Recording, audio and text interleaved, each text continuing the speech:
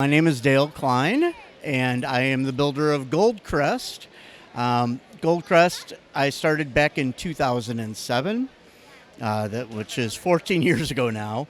It's a real labor of love for you. It is a labor of love for me. The majority of this was done in about a 7-year period. Since then, I've done some small upgrades here and there, and eventually it actually will be twice as big. But I haven't worked on that second section for a few years now. It's just kind of sitting there. So let's talk about this section down here then, kind of starting with the castle. Sure. Well, I actually started building the castle first back in 2007. Took me about 2 years and many iterations to get it to where it looks the way it is today. So much trial and error. And once I got the castle done, it looked so nice to me that I thought, I don't want to tear this down. What am I going to do now? And so it was time to start adding to it. So the first part I added actually was the port attached to the city because it was an oceanside castle. And through some a lighthouse and some defenses and some ships and such, and a port and a market and all. And then I started adding more and more. So eventually we got down to where we're building a city, and the city just grew and grew. And eventually we got down to where I put an outer wall on the city, and then it started adding farmland and peasant stuff on the outside. So what we ended up with is 400,000 to now maybe approaching on 500,000 parts, and 40 to 50 grand of investment. So Wow, how long is the whole thing? it's 25 feet long, Okay. 4 base plates wide, so 40 inches wide. Labor of love for sure. So let's talk a little bit more about the castle design then. You said you started here. I love the kind of diagonal walls. It's not all square there, so you really made a challenge for yourself. Yeah, when I built this back in 2007, the Crown Knights came out. And so what I wanted to do is I wanted to build a castle that actually looked a little bit like a crown. So every tower, hexagonal, has the little gold tips on the top, looks a little bit like a crown, just like their heraldry is. And that was literally just about all the inspiration I needed at that point. Was just I wanted to make a good-looking castle, maybe a little bit opulent, because if they have a gold crown as their heraldry, maybe these guys are a little bit wealthy, you might say. And so that was the inspiration. And then again, once the castle happened, kind of everything flowed forth from that. I love the nice kind of waterfall and river you've got running down as like a protective moat. Yeah, the terrain was probably the hardest part. It was harder to build than the castle was. In fact, when I started, what I did was the hexagonal shape, it was hard to tell exactly how big everything would be. So I built a mini castle that was just a few bricks high with all the hexagonal towers and stuff laid out, so I could build the terrain underneath it so it would fit kind of perfectly on the terrain, because it would have been sad if I built the terrain and then it turned out a little too small or something like that, and I had to start all over. So as far as the hexagonal choice, I would never do it again. Lego is great in squares, and it's pretty good in octagons. Hexagons, not quite so much. And of the walls in the castle, only 2 of them are attached down to the base plates, because the other 4 have to float, because that's the way a hexagon works on a square, right? So again, not the best choice in the world, but it turned out pretty. So I guess I'm happy with it. Looks fantastic for sure. Yeah. So we'll move into the city now then. Sure. So, obviously in any city, what are you going to have in medieval times? Well, an inn, a fisherman's hut. I have a mint down there. There's a grain mill here. So just all the things that you would think of being in a city, I would just build a building for it. And pretty much everybody has a similar idea of what a medieval town would look like with the Tudor style building and all that. So it's immediately recognizable, I think, to most everybody when they come along, because a lot of the patrons, that's exactly what they said. Like, oh my gosh, I always wanted to build a castle city or something like that, and this is just what I would imagined it would be. So thank goodness my imagination is matching up with everybody else's. And as far as the town goes,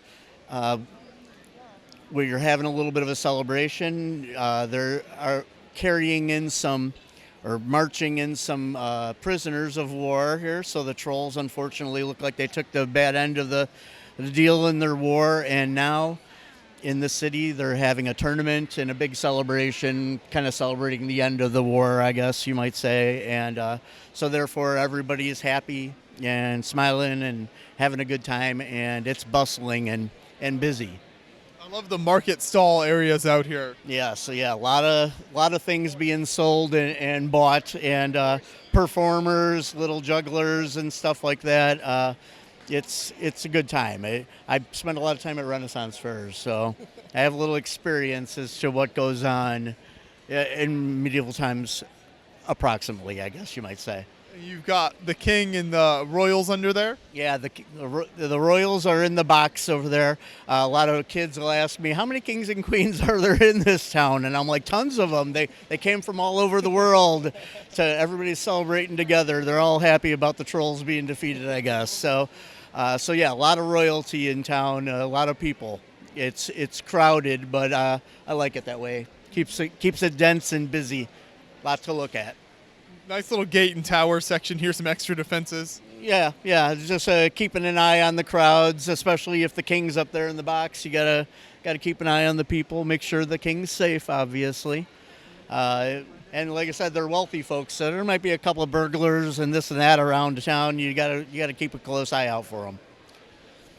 What's happening in this section then with all the tents? Okay, so the tournament is going on, and the knights from all around the lands have come around, and there is a tent for literally every Lego Castle faction that has ever been released, and a couple of factions that were just one minifig came out even. So out of the design process, this was actually one of the hardest things to do, because those slopey pieces that I'm using for the tents, they don't come in every color, and so obtaining some of the slopes was incredibly expensive, and a lot of bricklink ordering going on there. So yeah, every faction is there, except for if people are castle fans. Jayco from the Knight's Kingdom, he's that powder blue knight.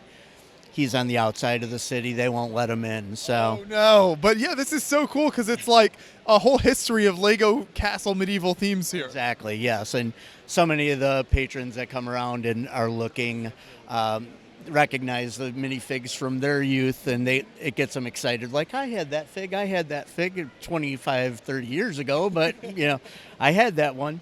So really reminds you of the glory days when Lego actually gave us so many great castle themes. I'm still waiting. It's been a long time. 8 years and counting now, and I'm rather sad about it. But my wallet is getting thicker and thicker because there's not much castle to be bought. But yeah, I'm hoping that they start releasing Castle again sometime soon. Hear that, Lego? What are some of the competitions we have happening here? Basically, we got the archery, classic archery battle there, and Robin Hood seems to be doing really well. And then basically sword, axe, spear are going on. And then a little bit beyond those tents there, you have the practice dummies and such for the practice joust, and practicing with the swords and different types of weaponry as well. And then obviously in the main grandstand, we saw that they were doing the main joust where the king was watching and such. Over here, it looks like maybe some of the guards returning are having a bit of a problem. Yeah, there's one troll in particular who's much bigger than all the rest, and he just doesn't seem like he's having anything of it, of being captured any longer. So yeah, a little bit of chicanery going on. You got to have that for the kids. They like a little bit of action. I do get a lot of requests for people who ask if I would put a huge battle on here, and I'm just like, no. everybody does battle scenes. Right. Everybody does battle scenes. So I wanted to do something that was a little bit friendlier, and that way you can also have all the shopkeepers and everybody like that doing their work and their whatnot. If the city was under siege, nobody would be doing any of the fun stuff that's going on the inside of the town. So. Speaking of which, we come to another row of very tightly packed houses and buildings here. Indeed, yeah. That's one of my favorite views of the display is bending down and kind of looking at that row of buildings from the Minifigs level. And it's just so tightly packed. It's exactly like what you might think a medieval town would be like. So yeah, I really, really enjoy it. And there's a butcher, baker, a candlestick maker on the same street. Some people pick up on that, and a cheese maker, an inn, a wagon maker, a barrel maker. Just a little bit of everything, and a library where Harry Potter is hanging out and reading his Monster Book of Monsters. So a little bit of Easter eggs here and there makes it exciting for everybody. For sure. You've got like a feast happening back here. There's the bakery. I love it. Yes, yeah, it's fun. Setting up the little individual vignettes is like playing. Building a building, it looks cool. That's cool, but I like setting up the vignettes and the little scenes because it literally is like I'm turning into a little kid again and having so much fun with it. When this isn't at a show, how much of it do you keep together on display? I do not keep any of it on display. When this isn't at a show, it goes into the moving truck that I bought just to move the display, and it sits in there. That way it stays less dusty because there's no air movement inside the truck. It's also out of the sun. And because I'm lazy, I don't have to unpack after a show. So the next show, all I got to do is start the truck up, and everything's in there and ready to go. I won't forget anything for the show or anything like that. If I want to work on a section, I'll drag it out, put it in the garage, do a little work on it, and then slide her right back in the truck again. So You've got the system figured out there. I like that. Yeah, for an individual display, I bring more than most anybody, and the transport part of it is probably actually the most important part of this. I couldn't bring something this detailed if the minifigs and everything didn't stay out all the time, because I took a lot of time setting them up. I didn't just slap them on. So yeah, the moving truck is key, and thank you U-Haul for having moving trucks that ride so smoothly. In fact, like where the library was, you see a few books sitting out on like picnic tables. Those aren't attached down. And I moved from show to show across the country, and those books are still sitting there. Wow. Yeah, literally, it's amazing how well everything stays together. And down in the farmland area, which we'll get to in a little bit, there are some sunflowers. Those are not attached either. They're just literally sitting cradled in a piece of grass. And I get to the next show, and all the sunflowers are right where they were. So I don't know how that happens, but it's magic. You're doing something right. Something right, yeah. Yeah, me or the truck. One of us are doing something right. So that takes us then to kind of this manor house down here. Sure. Yeah, it's an estate. I think maybe it's the Duke's estate, maybe the king's brother or something like that.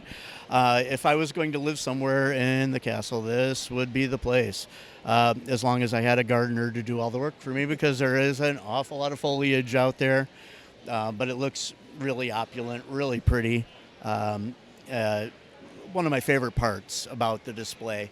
I like to do, buildings are cool, but I like to do the foliage. I like to do the landscaping. And so that's what really tends to bring things to life, because you build a cool building and you set it on a flat base plate. It's great still, but that extra layer of adding some height to the terrain and stuff like that really kind of makes things come alive. And the trees, plants, et cetera, are really what kind of brings it to life in my view. So I really enjoy doing that part. Landscape architecture is very important with Lego building. Especially to castle builders, because castles can be big, gray, and ugly if you don't put some good landscaping in with them. So definitely. I love how you even went above and beyond and even put some like extra flowers over there as decoration. Yes. Little statues, little flower beds, this and that. Just, again, trying to think of what they would do back then and what you would see inside of a city, especially a somewhat rich city, you might say. Yeah. So then that brings us to the outer wall now. We saw the big castle defense earlier, but this is kind of the initial defense line. Sure. This is the outer wall of the city. And I built it particularly on purpose to cut the gatehouse in half so we could see inside the gatehouse, and everything in there works exactly as you would expect it to. Would you like me to open the drawbridge? Yes. Okay. So basically on the inside, they have little handles that the guys would pull on. The chains are wrapped around said handles, and so drawbridge comes up as they pull the handles down. And on the back side of the display, the portcullis came down at the same time. So more or less, the portcullis is acting as a counterweight to the drawbridge. So everything's fully functional. You got to have that playability in the display. Of course, you had to have that playability.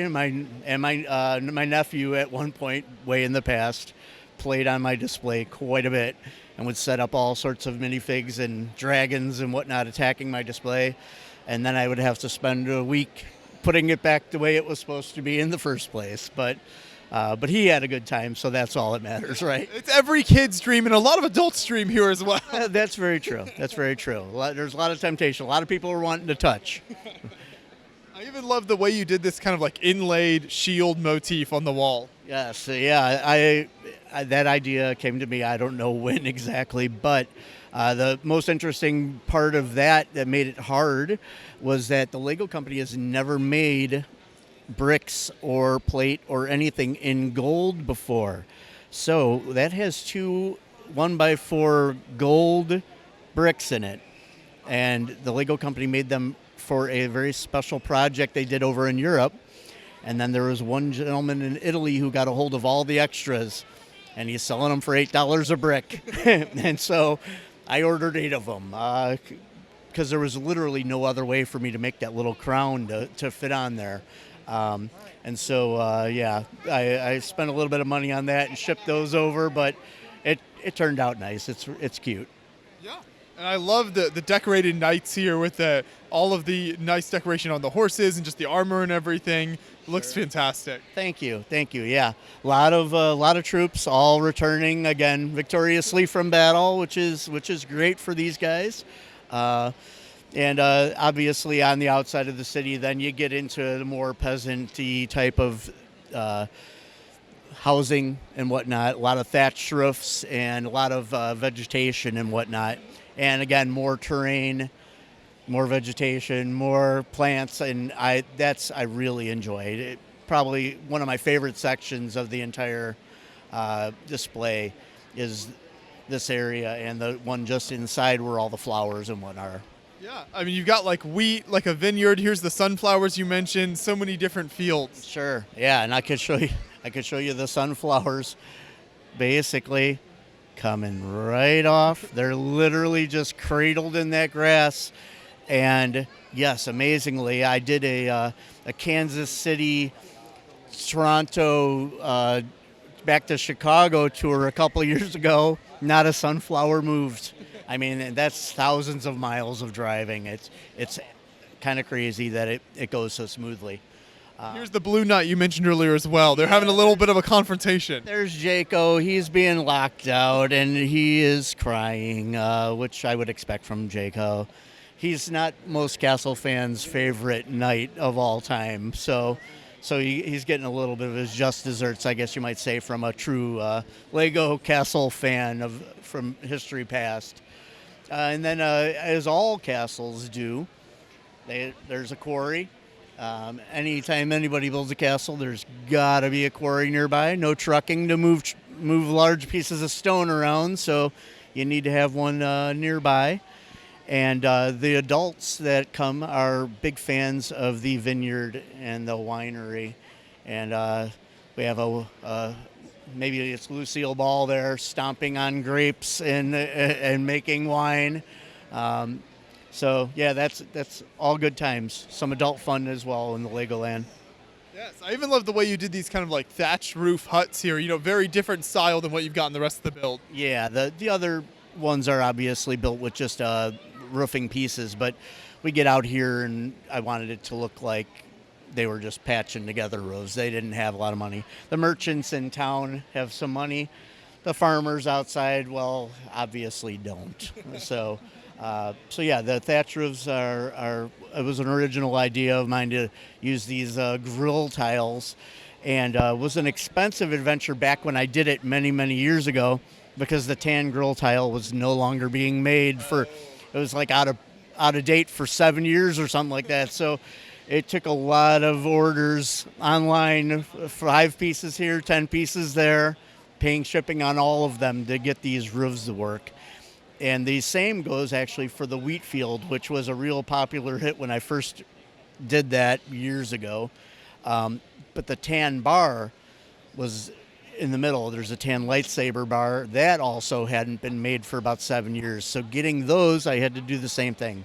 Small orders all over the world, shipping them to me just so I could make a wheat field. Kind of crazy spending that kind of money on a wheat field, but hey. You made it hard on yourself, but it turned out good. It turned out good. The sad part is that soon after, Big Ben came out, and then the tan bar came back as well. So all these parts that cost me so much to ship from all over the world, they're like plentiful and easy to get now. But that happens to all of us, I guess. So this whole layout is just so fantastic. How did you come up with the idea for how you displayed this? Because you also have kind of a unique approach for the way that this is displayed at shows. Sure.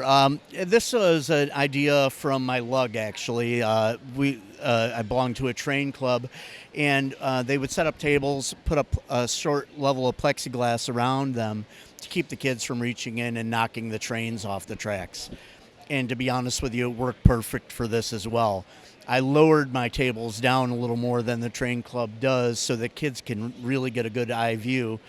But then you do want some plexi or something like that to keep them from reaching in and knocking everything over. And also have it set up so the skirting attaches real nicely with Velcro around it, so it ends up looking pretty professional in the end. And at one time, I did display this outdoors at a Renaissance fair. And I do have not only plexi that comes up a foot, but I have plexiglass that encases the entire display. 3/8 inch thick, it's almost like bulletproof plexiglass. Very heavy, very expensive. And again, I can literally encase this for an outdoor show so it doesn't get all dusty. So that's amazing. It's almost a museum piece at that point. Yeah, I've had some interest in the past from some museums. I told them when I'm done with the display, double wide, it's going to be eventually twice as big as this. Then, yeah, it might move to a museum and maybe I'll start on something else. But that's a little ways down the road yet. How much of that, the second section, do you have done at this point? None done. Okay. Some started. So about, 1/5 of the other side is started, but none done. This is a medieval loom that is made at minifig scale, and I actually wove a little rug on it, which is looking a little battered because everybody keeps touching it right now. But I did make it work. It takes about 10 hours to string the loom. Because I'm using thread, it doesn't have a lot of give. And so you have to get all the strings going across the entire piece of fabric all tight at the exact same time and wrapped onto the loom.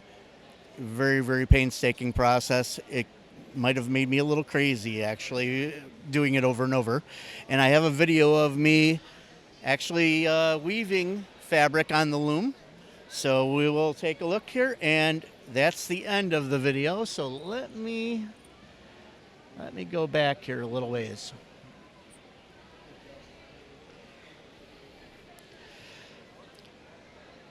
So that's called a beater.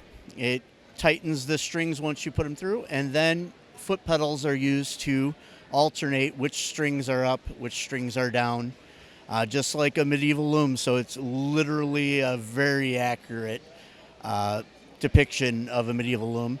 The video is sped up double because it is so slow to move the thread back and forth through. But the stringing of the loom is very meticulous, long. Weaving on it isn't actually that bad at all. So once I do have it strung, it's all good.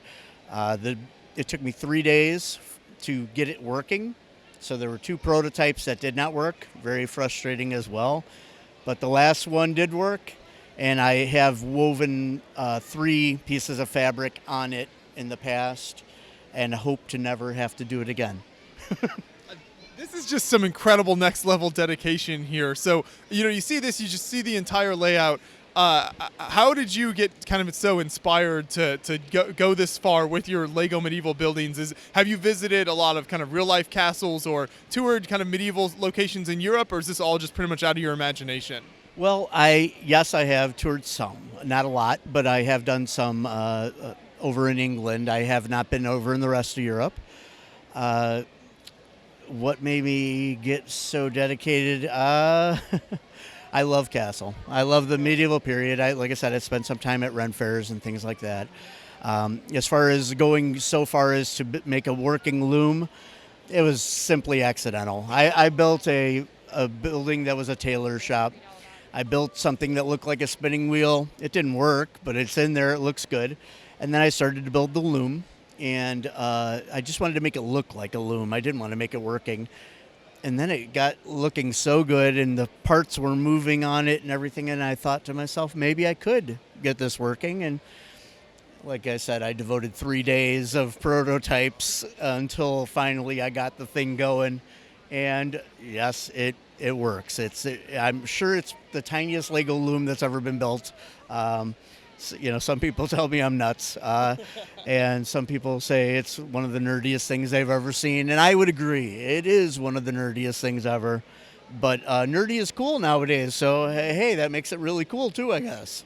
That's right. No, it is impressive, and I love the time and dedication you've put into this, so thank you once again. No problem at all. Glad you enjoyed it.